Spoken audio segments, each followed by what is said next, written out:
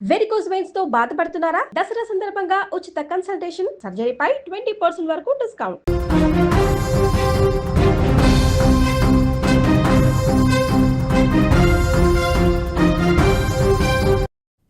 Cinema ఇండస్ట్రీకి చీడలాగా పట్టుకున్న piracy ముఠా ఇప్పుడు పోలీసులకే వార్నింగ్ ఇస్తోంది.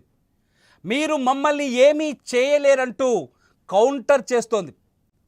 ప్రపంచంలో మీరు ఏ మూలకున్న పట్టుకొస్తామని హైదరాబాద్ రీసెంట్గా పనిచేసి హైదరాబాద్ సిపి మాజీ సిపి సివి ఆనంద్ 2 రోజుల క్రితం సిపి హోదాలో ఇచ్చిన వార్నింగ్ని ఐబొమ్మ తిప్పికొట్టే ప్రయత్నం చేస్తోంది.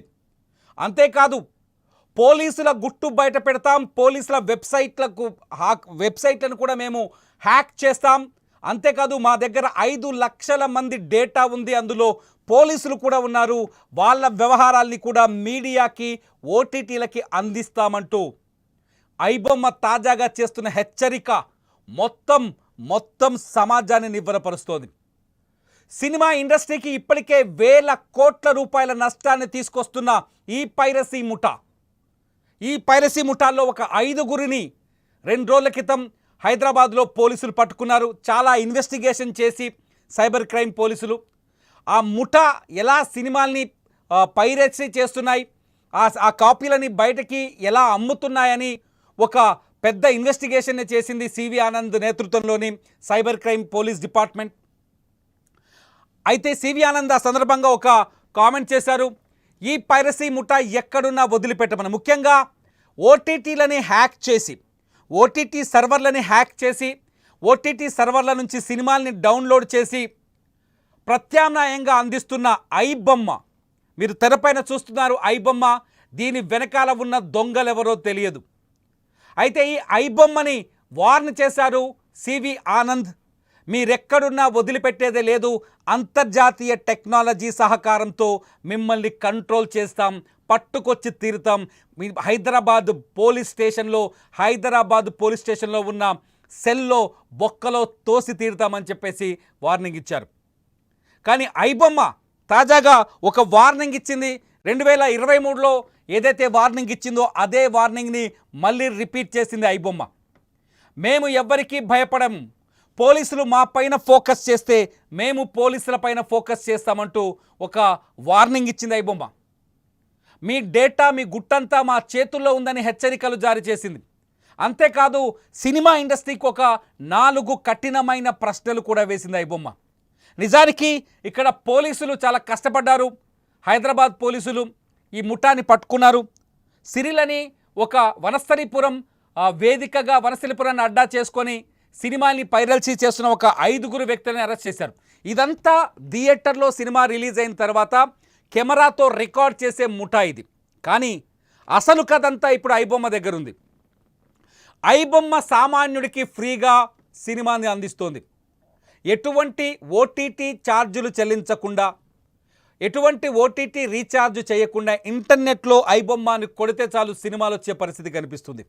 ఐబొమ్మ వల్ల తెలుగు సినిమా ఇండస్ట్రీకే 3,700 కోట్ల నష్టం వచ్చింది. మొత్తం ఇండియన్ సినిమా ఇండస్ట్రీకి 22,000 కోట్ల రూపాయల నష్టం వచ్చినట్టుగా ఒక అంచనా వేస్తున్నారు పోలీసులు. అయితే ఐబొమ్మ ఈ పోలీసులకు ఇచ్చే వార్నింగ్లో కొన్ని ప్రశ్నలు వేసింది. ప్రశ్న 1, హీరోలకు అంత రెమ్యునరేషన్ ఎందుకు? నిజంగా సినిమాల్ని దొంగిలించడం అతిపెద్ద నేరం. దీన్ని ఎవరైనా ఖండించాల్సిన విషయమే, ఎవరు సమర్థించే విషయం కాదు. సినిమాల్ని ఎందుకంటే ఎంతో కష్టపడి ఒక డైరెక్టర్ తన ఆలోచనని ఒక మూవీగా మార్చి, ఎంతోమంది సినిమా కార్మికులు, ప్రొడ్యూసర్ ఎక్కడెక్కడనో అప్పులు తీసుకొచ్చి ఏదేదో కష్టపడి ఒక అద్భుతమైన సినిమాని తీసి దాన్ని ప్రజలకు అందిస్తే టిక్కెట్లు పెట్టి కొనుక్కొని చూస్తే ఆ ప్రొడ్యూసర్కి 4 రూపాయలు మిగులుతాయి. కానీ ఇక్కడ ఆ ప్రొడ్యూసర్లను కూడా ప్రశ్నించింది ఐబొమ్మ. చాలా మొట్టమొదటి ప్రశ్న ఇది 2023లో కూడా ఇదే ప్రశ్న. అయితే ఐబొమ్మ ఆ 2023లో ఏదైతే వార్నింగ్ ఇచ్చిందో అవే వార్నింగ్లు మళ్ళీ రిపీట్ చేసినట్టుగా తెలుస్తుంది. ఈసారి పోలీసులకు వార్నింగ్ ఇస్తూ చేసినట్టుంది. మీ డేటాని మేము దొంగిలిస్తామని కొత్తగా పోలీసులకి వార్నింగ్ ఇస్తూ పాత ప్రశ్నలు రిపీట్ చేసింది ఐబొమ్మ. మొదటి ప్రశ్న, హీరోలకు అంత రెమ్యునరేషన్ అవసరమా? హీరో మీ కొడుకైనా సరే ఎందుకన్ని కోట్లు ఇస్తున్నారు హీరోలకి అని. లిటరలీ ఐబొమ్మ అడుగుతున్న ప్రశ్నలో నిజం కూడా కనిపిస్తుంది. అది దొంగ సైటే, దొంగలే వాళ్ళు. వాళ్ళని జైల్లో పెట్టాల్సిందే. కానీ హీరోలకి అంత రెమ్యునరేషన్ ఇవ్వడం వల్ల సినిమా బడ్జెట్ పెరుగుతుంది నిజం. సినిమా బడ్జెట్ పెరగటం వల్ల సినిమా టికెట్ ధర పెరుగుతుంది. సినిమా పిచ్చోళ్ళందరికీ నేను ఒక ప్రశ్న వేస్తున్నాను, నేను కూడా సినిమా పిచ్చోనే అయినా సరే వేస్తున్న ఒక ప్రశ్న. ఒక సినిమా హీరో సినిమా రిలీజ్ అవుతుందంటే ప్రీ రిలీజ్ షోలు అంటే రిలీజ్కు ముందు రోజే వేసే షోకి ఒక్క టికెట్ని 1000 రూపాయలు 1500 పెట్టి అమ్ముతున్నా కూడా కొనుక్కుంటున్నాం. మన పిచ్చిని వాళ్ళు క్యాష్ చేసుకుంటున్నారు, మీకున్న అభిమానాన్ని వాళ్ళు క్యాష్ చేసుకుంటున్నారు. ఫలితం సినిమా మధ్యతరగతి వారికి దూరం అయిపోతుంది. చాలా క్లియర్గా అర్థమవుతుందా? టికెట్ ధరల్ని అడ్డగోలుగా పెంచడం వల్ల సినిమా మధ్యతరగతి వారికి దూరం అవుతుంది. మధ్యతరగతి వాడే సినిమా ఇండస్ట్రీకి అసలైన ప్రేక్షకుడు. మధ్యతరగతి వాడే, రిపీట్ చేస్తున్నా, మీరు ట్రోల్ చేయొచ్చు, మధ్యతరగతి వాడే సినిమా ఇండస్ట్రీకి అసలైన ప్రేక్షకుడు. ఆ అసలైన ప్రేక్షకుడికి సినిమాని అందనంత ఎత్తుకు తీసుకెళ్లారు. కనీసం 220 రూపాయలకు తక్కువగా టికెట్ ఉన్న సినిమా ఏదైనా ఉందా? థియేటర్ ఏదైనా ఉందా? 2 తెలుగు రాష్ట్రాల్లో సింగిల్ స్క్రీన్ థియేటర్లు ఆల్మోస్ట్ ఆల్ ఆత్మహత్య చేసుకున్నాయి. సింగిల్ స్క్రీన్ థియేటర్లు దాదాపు మొత్తం పునాదులు లేకుండా పోయాయి. సింగిల్ స్క్రీన్ థియేటర్లలోకి వెళ్తే 20 రూపాయలు నేల టికెట్టో, లేకపోతే 20 రూపాయల టికెట్టో, 30 రూపాయల టికెట్, 40 రూపాయల టికెట్ వదిలేండి, కనీసం తక్కువ 70 రూపాయల టికెట్ అయినా ఉండేది. ఎక్కువలో ఎక్కువ 200 పెట్టుకోవచ్చు. ప్రతి టికెట్ ముందు వరుసలో కూర్చున్నా 220 రూపాయలు ఇవ్వాలి, మొదట కూర్చున్నా 220 రూపాయలు ఇవ్వాలి. మొత్తం అన్ని సినిమాలకి ఈ మాల్స్ వచ్చేసి, ఈ మ్యాక్స్లు వచ్చేసి సినిమాని చంపేసిందే సినిమా ఇండస్ట్రీ. ఇది అందరి ఒపీనియన్, ఐబొమ్మ ఒపీనియన్ మాత్రమే కాదు. తెలుగు సినిమా ఇండస్ట్రీ తప్పు ఇందులో ఉందా లేదా మీరు ఆలోచించండి ఒకసారి. సినిమా టికెట్ ధరని పెంచేసి సామాన్యుడికి అందని స్థాయికి తీసుకెళ్ళిపోయారు. కట్ చేస్తే సింగిల్ స్క్రీన్ థియేటర్లను కూల్చేసి పెద్ద పెద్ద ఐమాక్స్లు ఈమాక్స్లు కట్టుకుంటూ వచ్చారు. ఫలితం ఏమైంది? ఒక మిడిల్ క్లాస్ అంటే 20,000 నుంచి నెలకి 30,000 సంపాదించే ఉద్యోగి ఫ్యామిలీతో సినిమాకి రావాలంటే వాడి జీతంలో వారం రోజుల కష్టాన్ని ఖర్చు పెట్టాలి. ఒక 20,000 సంపాదించే ఉద్యోగి హైదరాబాదులో ఒక మాల్లో సినిమా చూడాలి అంటే కనీసం 4 నుంచి 5,000 ఖర్చు పెట్టాలి. సినిమా టికెట్కే 2,000 అవుతాయి ఫ్యామిలీతో, భార్య 2 పిల్లలతో వస్తే. అక్కడికి వచ్చిన తర్వాత 800 పెట్టి పాప్కార్న్ డబ్బా కొనుక్కోవాలి, 60 రూపాయలు పెట్టి సమోసా కొనాలి, లేదంటే ఆలుతో చేసే అవి ఉంటాయి కదా వాటిని, లేకపోతే కూలింగ్ తాగాలి అంటే కనీసం 120 రూపాయలు తక్కువలో తక్కువ ఖర్చు పెట్టాలి. పెద్ద బాటిల్ డబ్బా కావాలంటే 230-300 రూపాయలు పెట్టాలి. సినిమాకు వచ్చే వాళ్ళని ఈ రకంగా ప్రభావితం చేసి దోచుకునే ప్రయత్నం చేస్తే సామాన్యుడు థియేటర్కి ఎందుకు వస్తాడు? ఐబొమ్మకే వెళ్తాడు. అందుకని ఐబొమ్మ వాడు ప్రశ్న వేస్తున్నాడు, మీ హీరోలకి అంత రెమ్యునరేషన్ ఎందుకు? హీరో మీ కొడుకైనా సరే ఎందుకు అంత రెమ్యునరేషన్ ఇస్తున్నారని. రెండో పాయింట్, ఇండస్ట్రీపై ఆధారపడి ఉన్న వారిపైన సానుభూతిని చూపించకండి. వాళ్ళకి మీరిచ్చే అమౌంట్ ఏ కూలి పనికి వెళ్ళినా దొరుకుతుంది. మీ హీరోయిన్కి ఆ కూలి చేస్తే వస్తుందా? ఇది కూడా గట్టి ప్రశ్నే, నిజమే కదా. తెలుగు సినిమా ఇండస్ట్రీలో నిన్న మొన్న కార్మికులు ఆందోళన చేశారు, ధర్నాలు చేశారు. సరే, వాళ్ళకి రెమ్యునరేషన్ పెంచడానికి సినిమా ఇండస్ట్రీ కనీసం 2 నెల రోజులు తీసుకుంది. హీరోలు రెమ్యునరేషన్ తగ్గించుకుంటారా?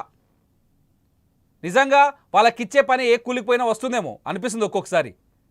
హీరోలు, నటులు ఎక్కువ రెమ్యునరేషన్ తీసుకోవటం వల్ల అది ప్రొడక్షన్ కాస్ట్ని పెంచి ఫలితంగా సినిమా టికెట్ల ధరలు పెరుగుతున్నాయి.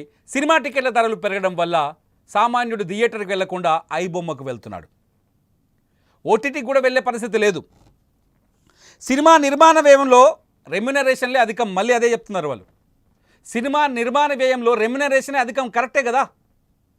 ఒక హీరోకి ఎన్ని 10 కోట్లు అంటే 40 కోట్లు, 50 కోట్లు, 60 కోట్లు ఇలా డబ్బులు ఇస్తే ఆ హీరో మరింత హీరో అయిపోతాడు. హీరోల్ని నేను కూడా అడగాలనుకుంటున్నాను, నాకు ఎప్పటి నుంచో డౌట్ ఉంది. అంత రెమ్యునరేషన్ తీసుకొని ఇండస్ట్రీ పైన ఒత్తిడి పెంచడం వల్ల సినిమా చచ్చిపోతుంది కదా, థియేటర్కి వచ్చే వాళ్ళ సంఖ్య తగ్గిపోతుంది కదా. కథ ఎలా ఉన్నా ఒకప్పుడు కనీసం అమౌంట్ వచ్చేది సినిమా తీస్తే, అది హిట్ అయినా ఫ్లాప్ అయినా ప్రొడ్యూసర్కి నష్టం లేకుండా డబ్బులు వచ్చేవి. కానీ ఇప్పుడు హిట్ సినిమాలకు కూడా ఫుల్ అమౌంట్ వచ్చే పరిస్థితులు కనిపించట్లేదు. సూపర్ డూపర్ హిట్ల సినిమాలకు కూడా. సూపర్ డూపర్ హిట్ సినిమాలు కూడా ఫుల్ అమౌంట్ వచ్చే పరిస్థితి కనిపించట్లేదు. కాబట్టి సామాన్యుడు ఐబొమ్మకు వెళ్తున్నారు. లేదంటే నిన్న పోలీసులు పట్టుకున్నారు కదా, అటువంటి ఫేక్ లేకపోతే పైరసీ వెబ్సైట్లకు వెళ్తున్నారు. సినిమా పైరసీ నేరం, నేను దీన్ని వ్యతిరేకిస్తున్నా. కానీ మనం మారాలి కదా. సినిమా పైరసీ కాకుండా ఉండాలి అంటే థియేటర్లలో పోలీసు నిఘాలు పెడితే సరిపోదు. సినిమా పైరసీ కాకుండా ఉండాలి అంటే థియేటర్లలో పోలీసుల్ని పెట్టి లేకపోతే కెమెరాలు పెట్టి రికార్డ్ చేసే వాళ్ళని పట్టుకుంటే సరిపోతుందా? ఒక్క రోజుకి సరిపోతుంది, 2 రోజులకు సరిపోతుంది. ఒకసారి మహేష్ బాబు వెళ్ళి వరంగల్లో ఒకరిని కొట్టాడు. ఆ రోజుతో మహేష్ బాబే సమస్యలు ఇరుక్కున్నాడు, కానీ పైరసీ ఆగిందా? నాలుగో ప్రశ్న వేస్తున్నారు. నాలుగో ప్రశ్న ఏంటంటే అనవసర బడ్జెట్ పెట్టి సినిమా రేటును ఎందుకు పెంచుతున్నారు అని. ఇది కూడా ఆలోచించాల్సిన విషయమే సినిమా ఇండస్ట్రీ. అప్పుడు మీ టికెట్ ధరలు పెరుగుతాయి. ఫలితంగా మిడిల్ క్లాస్ మెన్ ఎవరైతే 20,000కి ఉద్యోగం చేస్తున్నాడో, 20,000 నుంచి 60,000 వేసుకోండి, 60,000 వరకు ఉద్యోగం చేస్తాడో వాడు ఖచ్చితంగా ఐబొమ్మకే వెళ్తాడు. అదే జరుగుతుంది. నిజానికి పోలీసులకి ఇదంతా తెలియదు. పోలీసులు చాలా నీట్గా నిజాయితీగా ఒక విషయం చెప్తున్నారు. ఎవరైతే ఈ సినిమా వెబ్సైట్లని స్కాన్ ఓటీటీలని ఆక్యుపై చేసి ఓటీటీలని అడ్చేసి హ్యాక్ చేసి అక్కడి నుంచి సినిమాలు డౌన్లోడ్ చేస్తున్నారో అటువంటి వాళ్ళ తాట తీస్తామని చెప్తున్నారు. వీళ్ళు తీయాల్సిన అవసరం ఉంది. ఐబొమ్మ వాడు ఎక్కడున్నా, దేశంలో కాదు విదేశాల్లో ఏ దేశంలో పట్టుకొచ్చి తోలు తీయాల్సిందే. ఎందుకంటే తెలుగు సినిమా ఇండస్ట్రీకి 3,700 కోట్ల నష్టం, మొత్తం ఇండియన్ సినిమా ఇండస్ట్రీకి 22,000 కోట్ల నష్టం. ఈ నష్టాన్ని ఖచ్చితంగా కంట్రోల్ చేయాల్సిన అవసరం ఉంది. ఎందుకంటే నష్టపోయేది ఇద్దరే ఈ సంఘటనలు జరిగితే. ఒకటి మిడిల్ క్లాస్ సినిమా టికెట్ కొన్న మిడిల్ క్లాస్ మెన్, మధ్యతరగతి వ్యక్తి అయితే. రెండోది వచ్చేసి ఆ సినిమాకి 100 కోట్ల బడ్జెట్ పెట్టిన ప్రొడ్యూసర్ కోణంలో ఎవరు ఆలోచించట్లేదు. దొంగలున్నారు. ఇటువంటి ఐబొమ్మ లేకపోతే మరొక సినిమా మరొక వెబ్సైటు దొంగ వెబ్సైట్లలో ఆ సినిమా కాపీ చేసి పెడితే ఫస్ట్ ప్రొడ్యూసర్ ఉరి పెట్టుకోవాల్సిన పరిస్థితి వస్తుంది. ప్రొడ్యూసర్ సినిమాని కోల్పోయి, ఆస్తుల్ని కోల్పోయి, సర్వం నాశనం అయిపోయే పరిస్థితి వస్తుంది. కాబట్టి ఖచ్చితంగా ఇది ఇండస్ట్రీ అంతా కూర్చొని పోలీసులకు థ్యాంక్స్ చెప్పడమే కాదు. నేను పెద్ద పెద్ద హీరోలు ఉన్నారు ఈ వీడియోలో, నేను చూపిస్తున్న వీడియోలో, కానీ పోలీసులకు థ్యాంక్స్ చెప్పడంతో సరిపోదు. పైరసీని అరికట్టడానికి ఇంకొక అడుగు ముందుకేసి సినిమా బడ్జెట్ల విషయంలో, బడ్జెట్ వదిలేండి, సినిమా టికెట్ల విషయంలో కఠినమైన నిర్ణయాలు తీసుకోవాల్సిన అవసరం ఉందేమో. పెద్ద పెద్ద థియేటర్లకి జనాలు వచ్చే పరిస్థితులు కనిపించట్లేదు. సింగిల్ స్క్రీన్ థియేటర్లని కాపాడుకోండి. ఇది చాలా రోజులుగా జరుగుతున్న చర్చే. ఈ చర్చలో మీరు కూడా ఈ వీడియో కింద కామెంట్ చేస్తూ పాల్గొనొచ్చు. ఈ చర్చని మొదలుపెట్టాం. ఈ చర్చలో మీ విలువైన సలహాలుంటే ఖచ్చితంగా వాటిని కూడా మరొక వీడియో చేసి నేను మీ ముందుకు తీసుకొస్తా. సినిమా ఇండస్ట్రీ పైరసీ వ్యవహారం, దీంతోపాటు ఐబొమ్మ వార్నింగ్, ఈ అన్నింటిపైన ఒక్కసారి మీరు కూడా ఆలోచించేయండి. ఒకసారి చూడండి, మన అసలు థియేటర్లో సినిమా రిలీజ్ కాగానే ఎలా కొట్టేస్తారో మన రీసెంట్గా బదిలీ అయిన సివి ఆనంద్ చెప్పిన మాటలు వినండి. నిజంగా సినిమా ఇండస్ట్రీకి ఎంత నష్టం జరుగుతుందో మీరు కూడా ఆలోచించవచ్చు. సిరిల్ రాజ్ది ఈ వెబ్సైట్స్ అన్ని కూడా అతను ఆపరేట్ చేస్తున్నాడు. మూవీస్ ఏవైతే స్టోర్ చేసుకున్నాడో అతని హార్డ్ డిస్క్లో వివరాలు ఈ విధంగా చూడండి. కుబేరా ఇక్కడ ఉంది, bun butter jam, mister Sitare Zameen Par, ఇటువంటివన్నీ కూడా అతని దగ్గర అన్ని 550 movies in the last 4 years. So chats, payments గురించి ఏ మూవీ ఎక్కడ అప్లోడ్ అయింది, కన్నప్ప చూడండి అనేది చూస్తున్నాను. బెట్టింగ్ చేసే వాళ్ళు సబ్స్క్రైబ్ అయ్యి బెట్టింగ్ ఆడితే వాళ్ళకి ఆదాయం, వాళ్ళు అది పెరిగితే వీళ్ళకి పేమెంట్ పెంచుతారు. ఆ లింక్ ఒకటి అర్థం చేసుకోవాలి. Cyril Raj use torrent software for sharing. So ఈ విధంగా ఇది మొత్తం అతను ఏ విధంగా షేర్ చేసుకుంటున్నాడు పబ్లిక్తో, అంటే పబ్లిక్ వ్యూవింగ్ అనేది ఇది చూడొచ్చు. నెక్స్ట్ ఈ విధంగా కుబేరా మూవీ కూడా ఈ విధంగా అతని హార్డ్ డిస్క్లో దొరికింది. So these are camcorder recorded.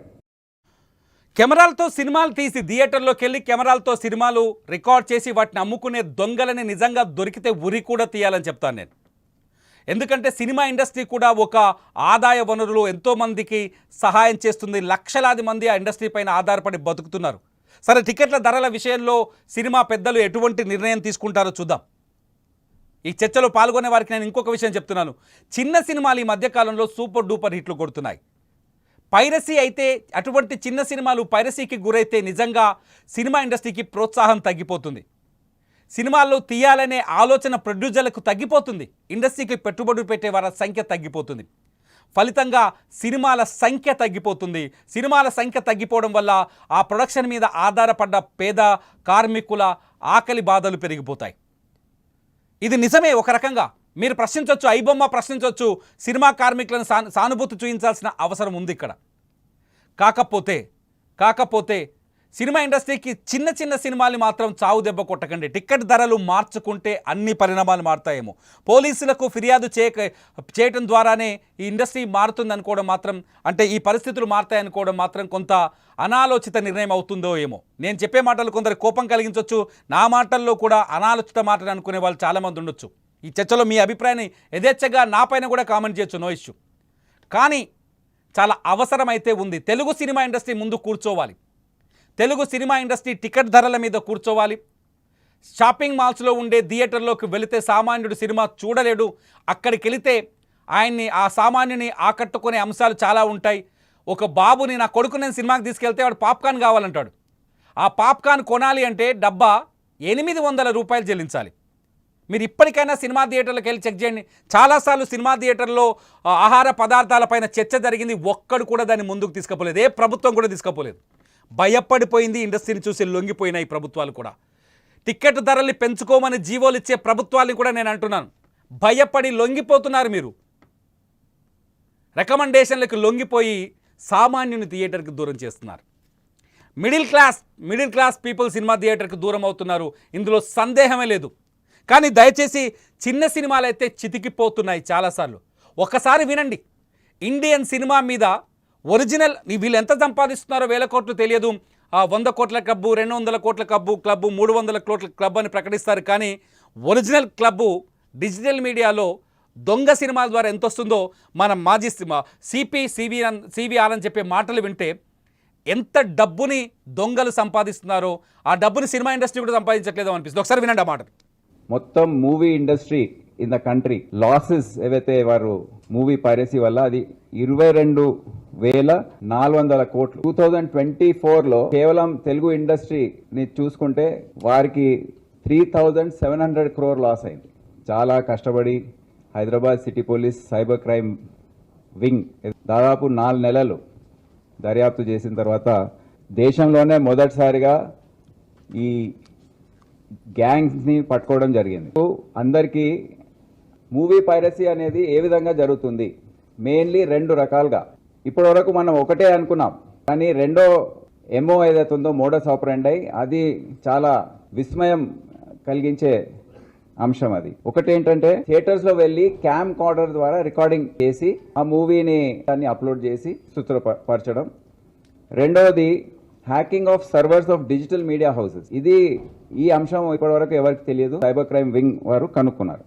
Mainly betting and gaming apps ఏవైతే ఉన్నాయో వారు ఇది స్పాన్సర్ చేస్తున్నారు. అది కూడా ఒక మొత్తం movie industry in the country losses ఏవైతే వారు మూవీ పైరసీ.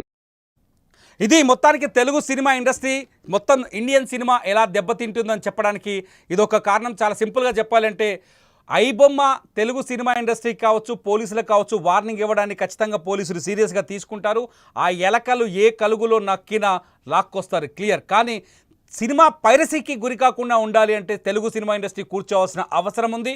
టికెట్ ధరలపైన ఆలోచించాల్సిన అవసరం ఉంది. టికెట్ పక్కన పెడితే టికెట్ చుట్టూ ఉన్న వ్యాపకాలు, పాప్కార్న్ కావచ్చు, సమోసా కావచ్చు, కూల్ డ్రింక్ కావచ్చు, ఇటువంటి ఆహార పదార్థాలపై అడ్డగోలు ధరల్ని కూడా కంట్రోల్ చేయాల్సిన అవసరం ఇక్కడ మళ్ళీ కనిపిస్తుంది. మీరేమనుకుంటున్నారు? నా అభిప్రాయాన్ని వ్యతిరేకిస్తున్నారా, సమర్థిస్తున్నారా, లేకపోతే నన్ను విభేదిస్తున్నారా? ఈ వీడియో కింద మీరు కామెంట్ చేయండి. మీ కామెంట్స్లో విలువైనవి ఉంటే ఖచ్చితంగా వాటిని చదివి వినిపిస్తాను. అట్ ది సేమ్ టైం మరో వీడియో చేస్తాను. చూస్తూనే ఉండండి లైవ్ అప్డేట్స్ కోసం సుమన్ టీవీ డిజిటల్ లైవ్, అట్లాగే సుమన్ టీవీ లైవ్.